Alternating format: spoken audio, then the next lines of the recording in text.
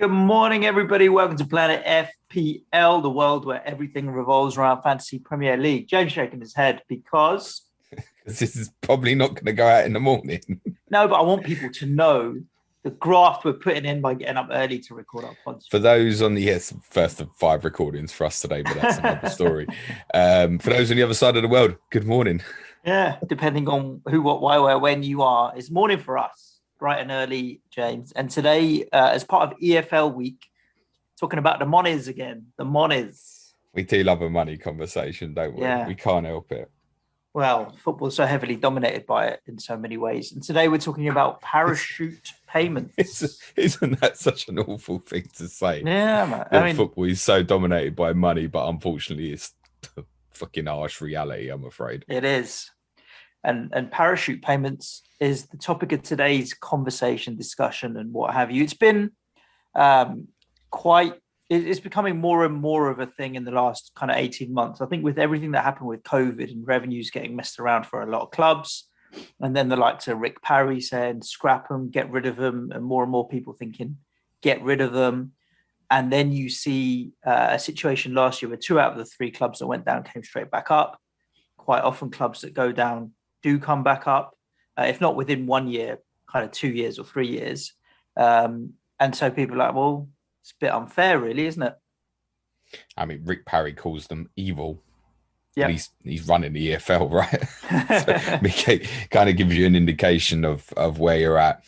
Parachute payments are a difficult topic to cover, to kind of find the median of actually where people are happy and unhappy with it. Most people are generally unhappy, but there's obviously a lot of clubs who do benefit from them. And these clubs are those who we regularly see coming in and out the Premier League. I mean, to use an example at the moment, Norwich City, up, down, up again, could go down again, could come up again. And I think that's the scary bit for people. It's not so much the 2 out of 3 teams coming back up, because let's not pretend that that's something that never happened before parachute payments come around, because it has happened before. I think the scary bit is the Norwich and Fulham, those kind of clubs. Are they just going to keep going up, down, and they never play each other because they're never in the same division? They're just crossing over with each other. Norwich go down, Fulham come up, and vice versa. Might be the same with West Brom, for example. That's the scary bit, where you might be coming towards a point where you're looking at a cut-off of sort of, it's almost worth saying you've got a league of, say, 12 teams in the Premier League who are not going to get relegated. And then you've got another league of about 16 teams. Come and go. Between the Premier League and the Championship, come and go. And every now and then you get a nice story like a Brentford. Yep. Who push through, who obviously never had the benefits of parachute payments. So there's the argument against, right? Brentford should have gone up the year before. They went up this year. They haven't had parachute payments. They're not a big size football club. They don't have the support backing of a Leeds United, for example, and yet have found their way through. So a lot of this talk kind of came about, particularly sort of April, May time. It was really in the focus again, because it became clear that Norwich and Watford were going to come back up, and Bournemouth were on a phenomenal run in the heading into the playoffs at the time. I think they'd won about 7 in a row at one stage, and you thought, excuse me, they're probably going to win the playoffs. And then that would have been, oh, wow. I mean, as it is, we're going into the Premier League season this year with 19 of the same teams that we had in the Premier League 2 seasons ago. You just swap Leeds United for Bournemouth. And you can make the case there that the Premier League is now, in terms of quality and power, because it's Leeds, is even stronger than it was 2 years ago. That's the big fear, that we've just got a group of clubs that are just going to keep yo-yoing. Yeah, I understand that. I think a few things that were in my mind when I was looking at it was in terms of when clubs get relegated, quite often you see them losing a lot of their best players. This season, I didn't feel like that massively happened necessarily. I mean, Watford, I don't feel like Watford had a lot of players that were in demand at a lot of other clubs, but the likes of Will Hughes and what have you, they held on to. Bournemouth lost Callum Wilson, which was inevitable. He was Premier League striker. Ryan Fraser was out of contract anyway. But the likes of Josh King only left in the January transfer window. Dan Juma, Solanke, a lot of other good players at Bournemouth that could have been picked up weren't. Ishmael Assar at Watford stayed. That's interesting you say that, because actually in comparison, say Bournemouth, Watford, Norwich, so Watford held on to the likes of Ishmael Assar. Norwich, obviously he's left now, but held on to like Emi Buendia, obviously Timu Pukki. Bournemouth lost Wilson, Nathan Aki and Aaron Ramsdale. It's £80 million worth of players, right? That's a fair amount. I mean, Aki going to Man City is a really bizarre one. Wilson was going to go to the Premier League anyway. They still held on to other players that could have gone. But I feel like had there been no parachute payments, all three of these clubs would have had to sell more players and get gutted out. I'm not sure that's the case in Bournemouth's situation. Yeah, that's prime example. Bournemouth made £80 million from selling 3 players. Did they need the 40-odd million parachute payment as well? That would have to, and then their owners £80 million selling 3 players. Yeah. So did they need it? What would you? The net receipts for Watford and Norwich, I'm assuming, going to be much less. I've not looked into it, to be honest. I mean, Norwich, no. Not obviously. Lewis went to Newcastle, and someone else went as well. Forgive me. Watford, not so many. I don't think from memory. Craig Dawson. Yeah, but one of the things, obviously, the parachute payment allows is you can keep a lot of the squad. This is the thing, right? Because the main design of parachute payments is to aid the transition of Premier League wages to Championship wages. Mm-hmm. One of the arguments against these, one of the things it would be hoped that if you abolish parachute payments would bring in, is the idea that Premier League clubs had mandatory, every club, even at the top, if Liverpool, United, City, whatever had a disaster, they're all written in that they have relegation clauses in their contract. So if if say City's shit with the Premier League, I mean, City's a strange case because obviously they've got so much money in the background, it wouldn't matter. But say City got hit with a 30-point deduction in this investigation that's currently ongoing with the Premier League. Extremely unlikely, by the way. But let's just say they did and they got relegated. 30 points probably wouldn't be enough, by the way. That's what I'm saying. You probably need a 60-point deduction. They'd still finish on 55, 60 points. But obviously, suddenly, if that did happen and they're walking into the Championship with Kevin De Bruyne's, etc., they'd obviously take a hit in their wages. Now, on City's wages, it wouldn't be enough. Would you say on a City player, okay, you got a 50% wage deduction if you drop into the Championship? You still have players well on over 100 grand a week. That's true. And in the case of Manchester City, they would obviously have so many assets that are obviously sellable as well. Would they need would Manchester City, if they got relegated, need a £40 million parachute payment? No, they wouldn't. Unbelievable. They wouldn't. Yeah. Alongside that messaging around relegation clauses, what the parachute payments are saying is if you come up to the Premier League, you can roll the dice and have a gamble, because if you don't, you can fall away. And we'll talk about any changes that need to be made to the parachute payment system maybe in a bit, because the Premier League dictate what happens with parachute payments. I mean, it's the Premier League clubs that decide, and it's almost like an insurance policy that you kind of have set up amongst yourselves. Don't worry, we'll look after each other if one of us goes down. But when we talk a little bit about perhaps how it could be changed, we can look at that. I think there'll be a lot of listeners, James, who will have no idea how much money clubs get if they get relegated. And then also in the context of, I'll talk about the context of how much money other clubs do get. So a little bit of a brief history. And it kind of goes back to 1992 with obviously the Premier League breakaway, the formation of the Premier League, because originally the top division, what is now the Premier League, was part of the other 3 divisions, the Football League. There was divisions 1, 2, 3, 4. The Premier League broke away. And one of the reasons the Premier League obviously broke away was so they could have their own TV money. What used to happen was the UK prize pot of TV money was distributed so that 50% was shared amongst Premier League clubs, 25% went to Championship clubs, and the other 25% was shared between what is now obviously League One and League Two. in 2006-07, parachute payments were introduced for 2 seasons, meaning that the clubs who dropped in would still get their kind of basic TV money that they would have had if they'd remained in the Premier League. Again, that kind of came about off incidents like Leeds United, who obviously chased the dream, not just the chasing. We talk about teams chasing the Premier League dream of actually being there. Leeds chased the winning the Premier League and the Champions League dream, right? By throwing money at wages massively. And that kind of spiraled and they went into administration.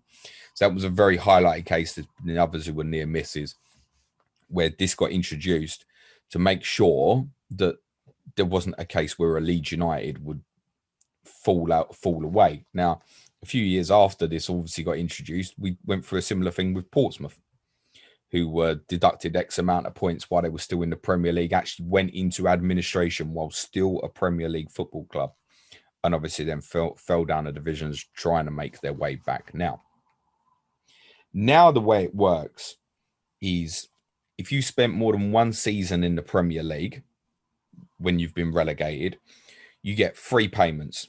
And that payment comes down a little bit each year.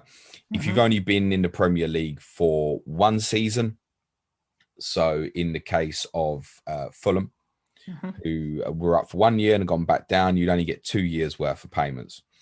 If during the years where you're getting paid, you come back up, there are no payments. Payments are stopped. So I'll give you an example. Let's look at a couple of teams where they've had 3 payments in a row. So Sunderland and Middlesbrough were both relegated in 2016-2017. In the first year, they were paid what is a projected £41.6 million each. In year 2, they were paid £34.9 million each. And in year 3, Sunderland were paid £15.5 million. Middlesbrough were paid nothing. And the reason Middlesbrough were paid nothing is because they came up 1 year and went back down. Exactly. So in the case of Sunderland, now Sunderland had been in the Premier League when I say they got promoted in 2006. They'd obviously been in the Premier League for 10 years or so. But they were paid over the course of rolling, coming down, 3-year period. You're looking at around about £90 million. Now, what's currently being paid is a little bit unknown. And it's a reason for that is because of what's happened with COVID and stuff. The numbers have altered a little bit. We probably will find out in the next couple of months or so. But it's reasonable to probably suggest that over the 3-year period, it's at least that. To £90 million or so. 45, 35, 20. I think that's a reasonable assessment of what people will be getting for the 3 years. Had they been in the Premier League for, which is obviously 100 million now. Yeah, give or take. Which I think is a fair assessment of what people will be getting in parachute payments. Now, the Premier League will argue the case that they're the most generous league in the world, breakaway league, because they give so much money away to the lower leagues and their fantastic benefactors. I think the total figure that the Premier League will stunt that they give away is 500 million a season in solidarity payments and all the rest of that kind of jazz. But if you did the maths, half of that money, James, will go to between 9 clubs at the most. I mean, it's never quite going to be 9 clubs and so on and so on, because one may come back up, one might not have been up there for 2 years or what have you. But half the money going to 9 clubs. And so, to give a context of a championship club, for example, the other championship clubs, they say, get on average £4.5 to £5 million. That's a solidarity payment. Yeah. So what you're saying is Club A, who has just been relegated, is getting 45 million, and Club B, who's side by side, is getting 5. So the difference of 40 million pounds in the championship. One season, by the way, because they're getting that advantage again Of course, is huge. Right, 40 million pounds is no joke in terms of difference for championship clubs, which is why we come back to this idea that, you know what, they're not helping the league overall. They're just helping a small portion of clubs yo-yo. But the interesting thing is the 2 clubs that I used in the analysis, they ain't come back. No. That's right. So it doesn't happen to everybody. I think Sunderland's were in the Premier League for 10 clubs. years and haven't come back. I mean, they went down to League One. It didn't stop. That's one of the arguments as well. Oh, it's unfair in the Championship. It didn't actually stop Sunderland falling down the divisions. It went into League One. They're still in League One. And they had parachute payments during this period. That's mismanagement at club ownership badly. And you can't kind of you can't predict that, not predict that, but kind of make considerations for that. If you've got bad owners, you've got bad owners. Parachute payments or not, Sunderland were going to get screwed over, so which they did. So you've got to assume now the majority of the time a lot of owners are getting better. Generally at football clubs, I think owners are getting better at managing money and what have you. Are they? I think so. But just a little bit more context for the listeners in terms of numbers. So if we're saying a Championship club is getting £4.5 million in solidarity payments, the drop off to League One and League Two is even starker. I mean, you're talking 650 to 700,000 maybe at League One. So that's 12, 15% of what these guys are getting.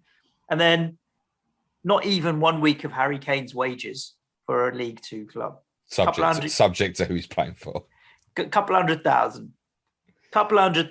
So now you're talking about a Championship club who's just been relegating 45 million and 200,000 for a League Two club. Of course, different stratospheres of football, different wage bills and so on. But the issue then becomes one of income inequality and fairness and that kind of thing, right? There is also a parachute payment deployed below the Championship as well. So that's operated. It's not just the Premier League thing. This is operated by the EFL as well. To give you some numbers, clubs relegated from the Championship receive 11% of their basic award payment the following year in League One. It's 12.6% if you're relegated from League One to League Two. And if you're relegated from League Two to non-league, you receive 100% of your basic award money from the previous season, the next season, and then 50% the year after. So it's not just a Premier League to Championship thing. Obviously, the eye-watering sums of money are obviously very different the further down you go, as you've just highlighted. But it's through the pyramid. Parachute payments exist through the football pyramid in this country and have for a while. And it kind of depends where you sit. I mean, to quote two people, Kieran Maguire from The Price of Football, we mentioned on the Derby podcast on Monday, his opinion is that it's probably an unavoidable necessity that parachute payments are kept. And Matt Slater wrote a brilliant article in The Athletic in May where he doesn't call them parachute payments. He calls them rocket boosters. And the idea, if you listen to Richard Masters, who's now in charge of the Premier League, and this is where I think it adds a little bit of scope. There is a debate to be had.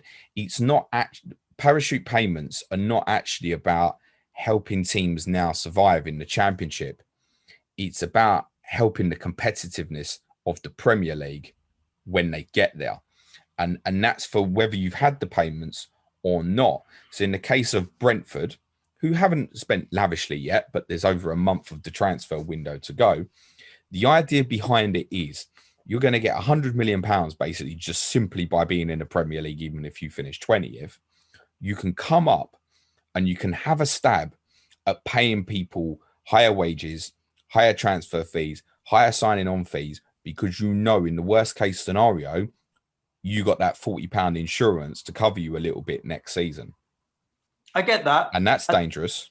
I think there's a few shrewd clubs, though, that are like, we're going to come up, not spend big and pocket the money, thank you very much, and rebuild a little bit, which I think the likes of Norwich and what have you have done. You don't see them splashing out crazy now. A lot of clubs that come up don't go crazy and buy a headline strike. Well, the case of Norwich is really interesting because this is obviously... they've been up, down and up again. And the similar might be happening with Fulham, where probably most of us expect them to go down again. And if they do, and we're sitting here next summer, what are we expecting of them? Probably to come up again. Yeah. Because they've got the advantage, no doubt about it. And if Norwich are being cautious with their money, which we've seen when they've come up in the past, they have been, all the noises are they are going to be again, and being realistic about it. If they're constantly putting this money away and being sensible about it, eventually they will be in a position where they'll come up and they'll stay and they'll stick around for 10, 15 years. If they're clever about it. But it probably needs about another 2-3 times going up and down. And the issue with, again, the whole parachute payments is there's no means testing. West Ham been relegated previously. I would have said, like us or Newcastle or those kind of clubs, do we need parachute payments? We're big enough and we'll be big enough in the Championship that we would get back up, and we don't need the financial assistance from the Premier League. You've got smaller clubs. You went down with what? The Icelander, didn't you? Magnuson. Well, yeah, but then you were in trouble at the time, mate. You didn't need it. Stupid owners category that kind of situation falls into. Whereas you've got small clubs that come up, smaller clubs that genuinely do need it. So I think there's no means. The fact that there's no means testing and it's not pegged to anything in terms of salary, wage bill, or anything like that makes it a little bit more of a bitter pill for some clubs to swallow. I don't think we're going to get rid of this, but it feels like my heart is always in the let the football pitch happen, but it's also a little bit mixed with, I know, say in the case of Sunderland, if they'd have not had those parachute payments coming in the last 3 years, probably wouldn't be in League One right now. They'd probably be in League Two. And I don't know what state they'd be in at that point. Now, you don't want, we've had the Bury case, and to compare Bury and a Sunderland's really difficult, but no one wants that. No one wants the football club to be in risk of going out of business or anything like that. And again, it was kind of introduced to protect the football clubs. But now I just feel like it's an advantage. It's an advantage for those getting relegated. And it's also an advantage, as I said, and I think it's a really important point. It's an advantage for those getting promoted to the Premier League to know that they can not necessarily behave like Norwich. They can chase and throw money at. I mean, not last time, but when Fulham come up the time before, what did they spend? 80 million or something?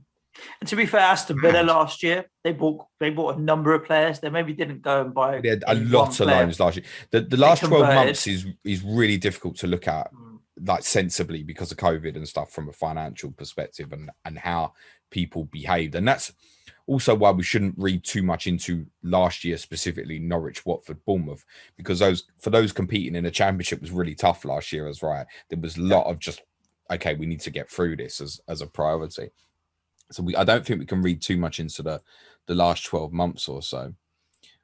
The argument, of course, is to go back to wages. Mm-hmm. What do we do about enforcing contracts? But my belief is, and I'm not proven in terms of understanding and what's going on at every football club, but I'd be pretty amazed if the majority of Premier League contracts at clubs of teams that know there's a possibility could get relegated don't have wage clauses inserted if they get relegated. Player power. We're in a situation where a lot of the better players are in demand and they won't sign contracts with relegation clauses.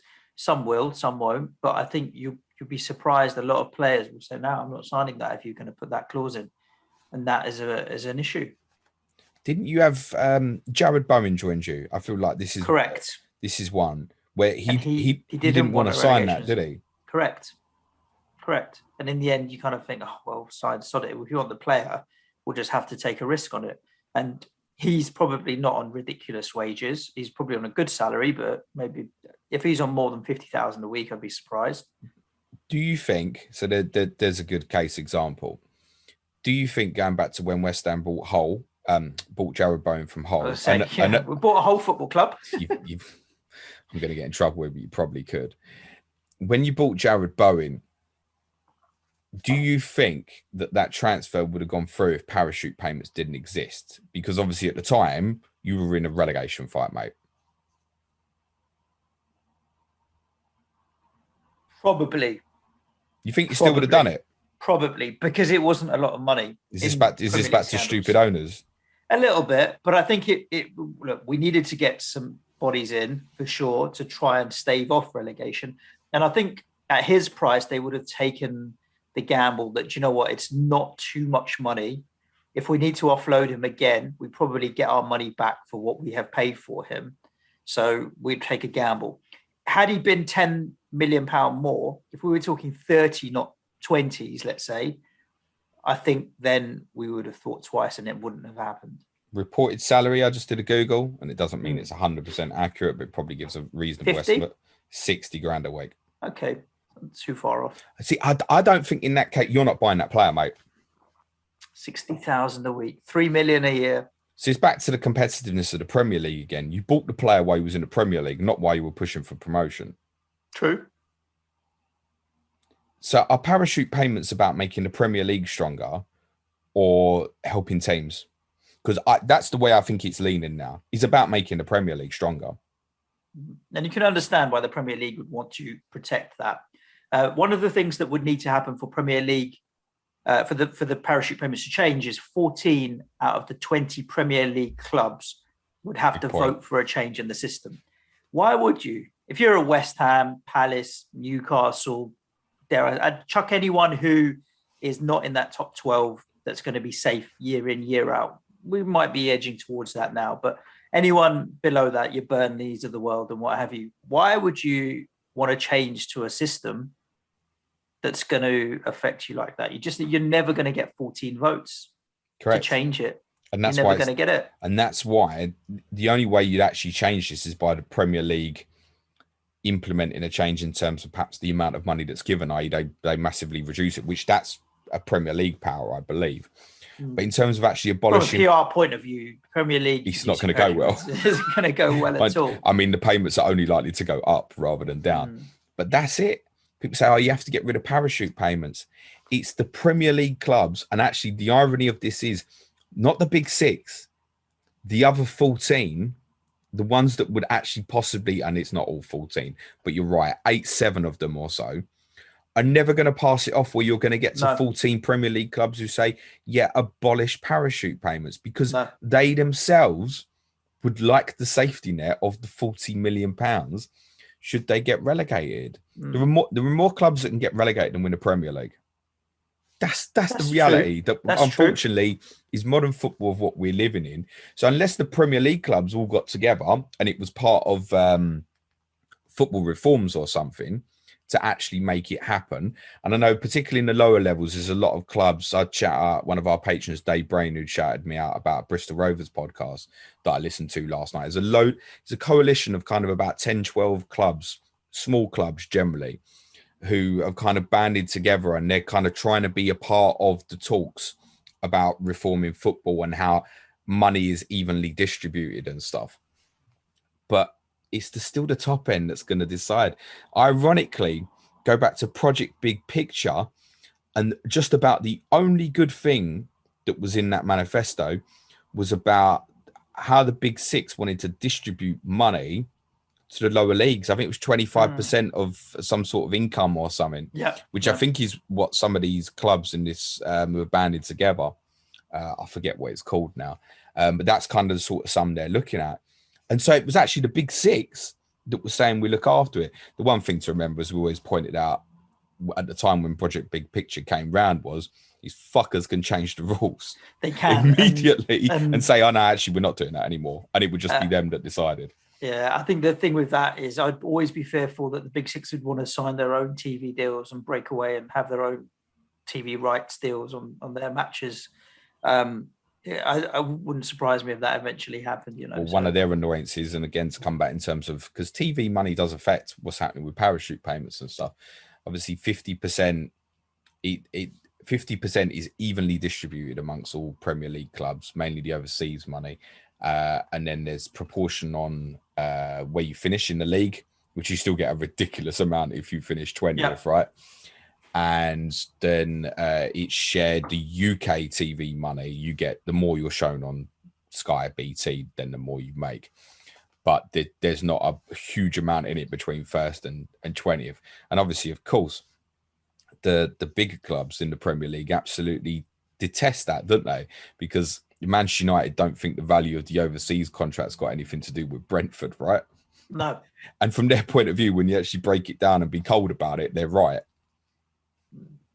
Do you think the discrepancy between the smallest and largest clubs in the Championship is bigger than the size difference in clubs in the Premier League? That's a great question. The thing is, there are some clubs, if you take like Wycombe Wanderers as an example, last year, obviously, that was the first time they'd ever got to the Championship. I guess Brentford did very briefly, I think, in the 40s enter the top division. But then how do you weight Norwich against Wycombe to Manchester City against Brentford? When I say that out loud, the gap between Manchester City and Brentford feels a lot bigger than Norwich to Wycombe. I think you take a case like Barnsley last year, who were exceptional in the Championship, not one of the bigger clubs at that level. Actually, if you get it right on the football pitch, you can very nearly get promoted and find yourself in the Premier League. Brentford have obviously been working under their model for years and years and years. Yeah, and have got to the point they're a small football club, not bullshit. Our man Tom, FPL dummy Tom, our new Brentford correspondent, he's like, yeah, get in touch. I'll get you tickets for Brentford. Man of DMs he's going to get now, right? So yeah, no, I would say the difference between a Manchester City and a Brentford and a Norwich and Wycombe still feels bigger in the Premier League, to be honest. Yeah, it's interesting to think about how we close the gap. I'm all for socialism, mate, to be honest with you. A little bit more socialism, just a little bit more equality. I still believe some will be more equal than others, but a little bit more equality. I saw your socialism on Saturday night, mate. Now, I honestly genuinely think that trickle-down economics is what the Premier League clubs would try and say, look, as long as we still keep drip-feeding some money down, what's the problem? Is not looking at the actual impact of everything. Are parachute payments unfair? Yes. And if so, on who? But unfair and it is not a yes-no scale. It's not a yes-no scale. I think that, so what I'm saying here is, if I get my words out, is that I don't think parachute payments are unfair. I think the way they're structured right now is probably a little bit unfair. If there was a little less in the pot for parachute payments and a little more in the pot for the rest of the league, I don't think we'd be having the same discussion. And we're not talking a lot. So are parachute payments unfair? No. But the numbers that we're talking about, maybe a little bit. I think, again, I wouldn't look too much into what's happened over the last 12 years. We have to remember that for every yo-yo Norwich, there are the Sunderlands and the Middlesbroughs and the Stokes and Huddersfield who have gone down and done nothing really. So it's not worked for everybody, and it's a little bit like FPL stats, right? Why is someone posting this FPL stat? Well, it's probably to slant their opinion, or let me give you the hot and the cold stats. No, I'll just give you the hot stats. The hot stats are that there are clubs like Norwich and Fulham yo-yoing, but the cold stats are that there are clubs who've gone down who needed these parachute payments and have been nowhere near coming back. Yeah. And I think it probably needs more data and more years to understand actually if it is still needed or not.